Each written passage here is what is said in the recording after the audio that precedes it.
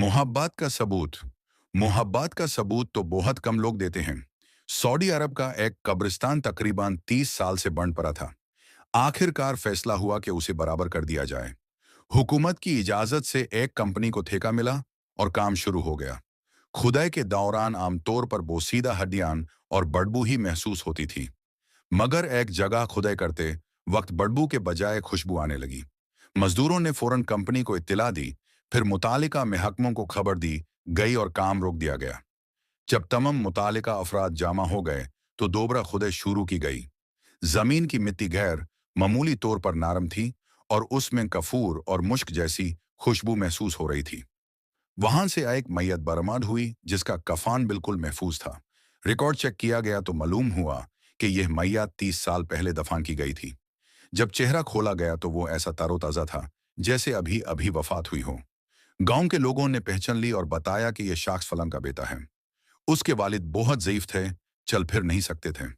मैयत को एहतराम के साथ उसके घर ले जाया गया ताकि वालिद आखिरी दीदार कर सकें। जब बाप ने बेटे का चेहरा देखा तो आंखों से आंसू बहने लगे। वो रोते हुए कहने लगे, ए अल्लाह, तेरी कुदरत का क्या कहना। 30 साल पहले मेरा बेटा जनाज़े की सूरत घर से निकला और आज 30 साल बाद उसी हालत में वापस लाकर तू ने मुझे उसका दीदार करा दिया।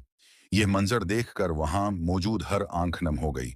वालिद की इजाजत से बाद में मैयत को दूसरे कब्रिस्तान में दोबारा दफन कर दिया गया।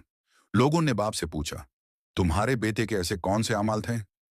बूढ़े बाप ने कहा, मुझे उसके किसी बड़े अमाल का इल्म नहीं, बस इतना जानता हूं कि मेरा बेटा अल्लाह से बहुत मोहब्बत करता था। वो नमाज का बहुत एहतिमाम करता था। कोई ऐसी सुबह नहीं गुजरी जब मैं ने फजर के लिए आवाज दी और उसे पहले से जागता हुआ ना पाया। कभी कभी तो वो अजान से पहले ही मस्जिद चला जाता था। उसकी कोई नमाज काजा नहीं हुई। इसके अलावा मुझे कुछ और मालूम नहीं। अल्लाह ताला कुरान करीम में फरमाता है, इन्नल्लाह युहिब्बुल लज़ीना युहिब्बुना।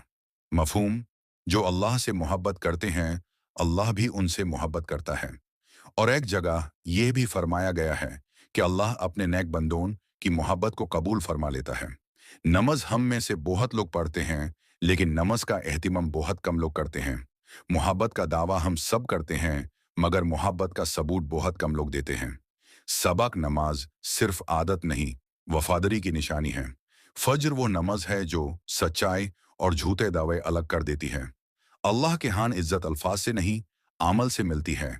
दुआ अल्लाह ताला हम सबको 5 वक्त की नमाज की पाबंदी, इखलास के साथ इबादत और अपनी सच्ची मोहब्बत अता फरमाए। आमीन सुम्मा आमीन।